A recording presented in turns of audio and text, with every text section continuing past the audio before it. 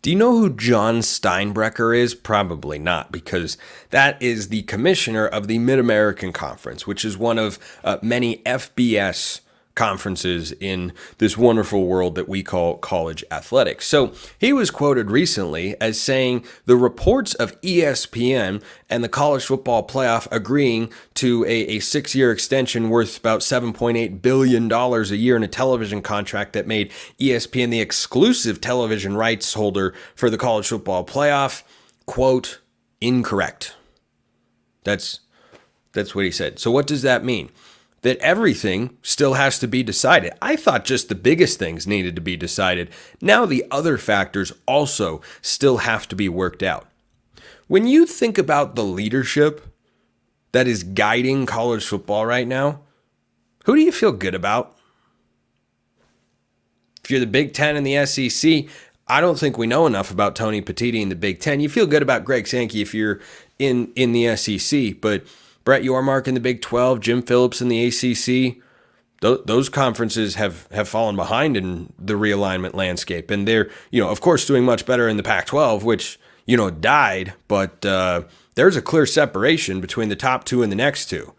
How are those two doing? I don't know. You tell me. How are you feeling about those particular guys? They've done some very, very good things. But right now, Jim Phillips has to deal with Florida State wanting to leave the conference, and maybe Clemson would go with them. I don't know.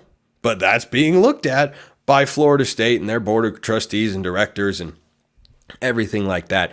It's just astonishing to me. I bring this up not to stir the pot, but just to get you thinking about what sort of sport, what other sport could survive and continue to, in many ways, not all, thrive the way college football has with such scattered leadership. I saw this report and went, wait a minute. The talks are ongoing?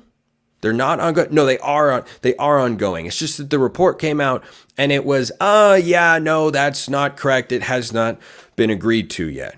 So former president of Fox Sports, Bob Thompson, had tweeted out that he felt the figure was low. $1.3 billion a year over 6 years. That totals $7.8 billion. He thought that was a little bit low, maybe because there weren't other bidders in play. I think this could be good news for college football fans out there. I am not a fan of one media entity having all of the rights to broadcast the games, because I do not want these companies, as rich and expansive and resourced as they are, spreading themselves too thin to bring us coverage of these games.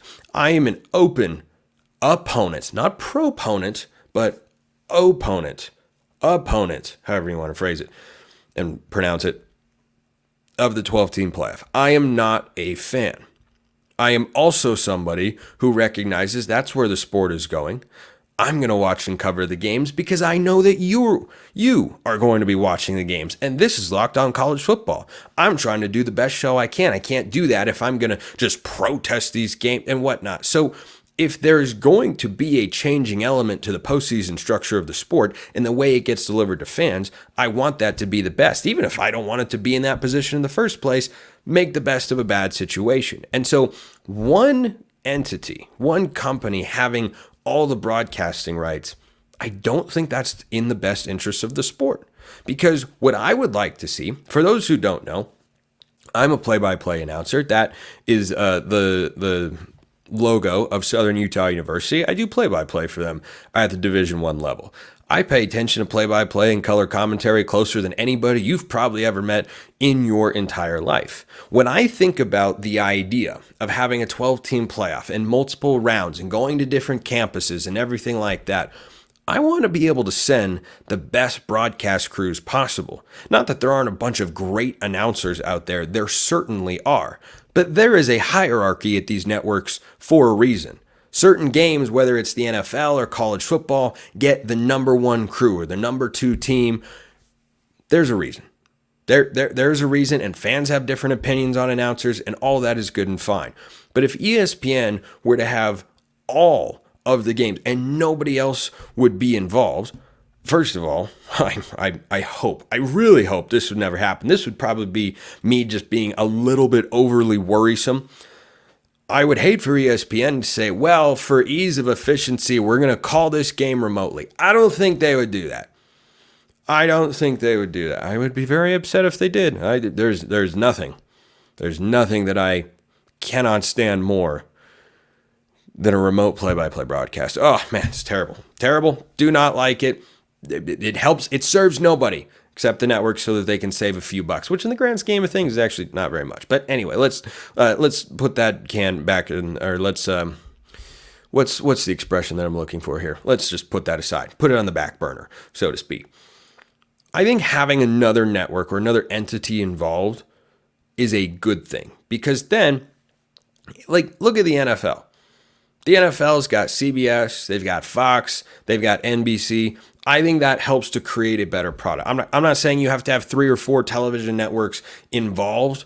I'm not saying you have to have 2 linear networks and a big streaming partner or anything like that. What I am saying is that if you've got 2 networks involved, I think the caliber of those broadcasts is going to be at their best, because you won't have production teams that are stretched thin. You'll get the top-notch broadcasting crews, and you won't be only constricted to one particular network. And this specifically applies, in my view, to Joel Klatt. I would hate to see where I hope Fox gets involved, and Joel Klatt is over at Fox, and he is one of the best analysts and voices for this sport. I think he is fantastic for many ways. I listen to his podcast. You should as well.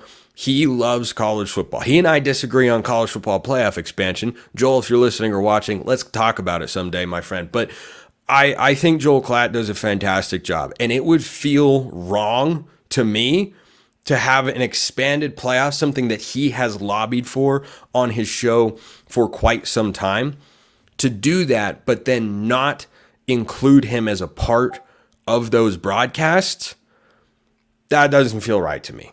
That does not feel right to me. So I would love to see at least a little bit of a split. Fox has got some great announcers. Joe Davis. I'm a huge Joe Davis fan. Obviously Chris Fowler and Kirk Herbstreit are a supreme tandem in college football. But I think that this could be a good thing, that the deal isn't done. And I hope somebody else comes to the table for the 12-team playoff, which is going to hopefully formally get a tweak, a change that needs to happen tomorrow. That's Tuesday, when they vote on a 5+7 format as opposed to the 6+6 that we've got right now. We'll talk about that more on tomorrow's show. Florida, is Florida just bound to fire Billy Napier? Kind of feels like it.